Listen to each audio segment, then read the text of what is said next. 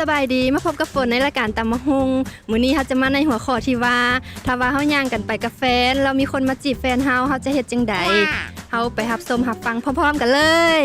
เจ้าเนาะถ้าว่าเฮาย่างไปกันกับแฟนแล้วมีคนเข้ามาจีบแฟนเฮามาขอเบอร์ขอไลน์แม่นหยังกับแฟนเฮาจะเฮ็ดจังใดยิงแคนแฟนนี่แหละนะ ก็แล้วสุดแล้วแต่แฟน บางเทื่อย่านแม่นหมู่หรือว่าเป็นหมู่สนิทเดียวกันเฮาก็ยังบ่ฮู้ก็ปล่อยเขาเจ้าอันโดมกันก็ได้ เขาก็บอกเขาไปว่าวันนี้ก็แม่นแฟนเขาบ่ฮู้จักสิเฮ็ดแหละคาดว่าเขาสิเฮ็ดหยังเขาก็ต้องวิสู้ มีสู้นี่จังใดโดดซัดหน้าเจ้าก่อนสิวะ ก็แม่นละ เขาก็คิดตอบขึ้นมาในเมื่อกี้เนี่ย ตอบจังใด ให้มีคนมาลงมาจีบแฟนเขาก็เพราะว่าอย่างแล้วตีเลย ก็ให้เขาลงไปเลย บ่ฮักแฟนเฮาบ่หึงแฟนเฮาเลยว่ะ ก็หึงก็ฮักอะไรก็เป็นการลองใจแฟนว่าเขาสิเฮ็ดจังไดแบบกระป้อยให้เขาลมไปเลยเนาะ สมมติล้มไปแล้วแฟนเฮาไปเป็นของเขาเลยดิก็เจ้าเอาไปเลยดิ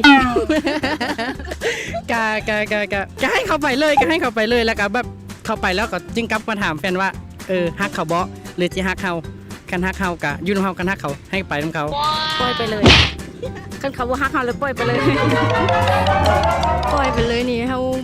บ่ฮักกับเจ้าอ่ะหรือว่าจังใดเฮาบ่เสียใจวะ โดยก็ฮักอยู่แต่จังได๋เขาไปกับผู้นั้นเลยดิเขาก็ให้เขาไปปล่อยไปคันเขามาครั้งนั้นเขาก็อีหยังบ่ได้ยื้อเขาบ่ได้เด้จะปล่อยอย่างเดียว เป็นตาน่าเสียใจเนาะ โดย เพราะว่าอดเอา เตรียมสำเร็จก็อดเอาเฮาน่ะ แบบว่าก็แบบว่าก็แบบก็ให้แบบให้ข้าเจ้าจีบไปก่อนสินะ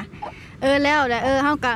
แบบไปฮอดบ้านแล้วจะเคลียร์กันทีหลัง ถ้าว่าให้กับเจ้าจีบไปก่อนจีบไปจีบมาก็จะพัดไปนํกับเจ้าเลยสิเด้ไปนํคนที่ว่าเขามาจีบแฟนเฮาจะเฮ็ดจังได๋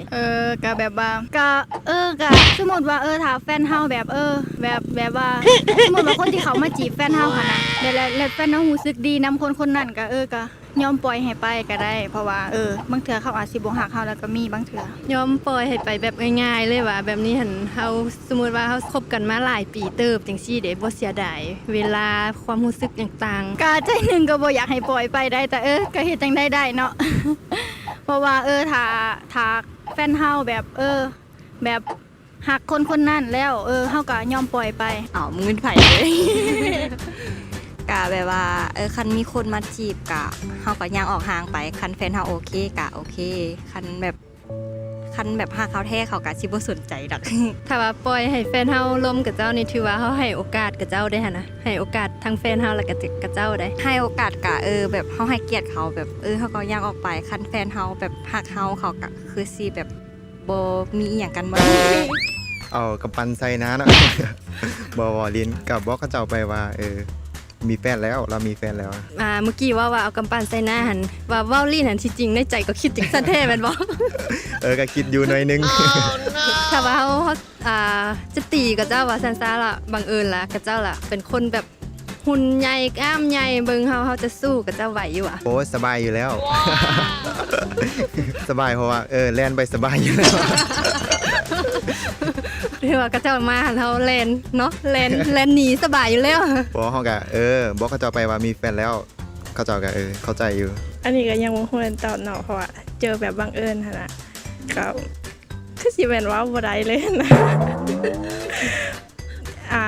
คนสิถามทีแรกอะคือสิถามแฟนเฮาว่าก็คือว่าเป็นจังซี่สินะเป็นจังไดแล้วก็ถามแฟนเฮาว่าสิเอาจังไดต่อ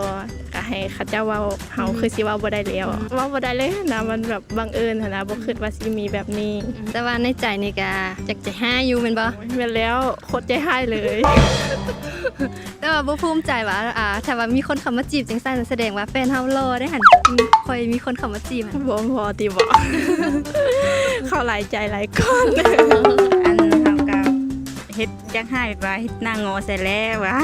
มีแต่หน้างออย่างเดียวบ่เว้าหยังวะ บ่แบบย่างงอกๆไปเลยบ่เว้าหยัง โดยมีแต่เฮ็ดหน้างอนี่เฮ็ดจังไดวะลอง อยากให้ ลอง นะ เฮ็ดสิกล้องมึงดู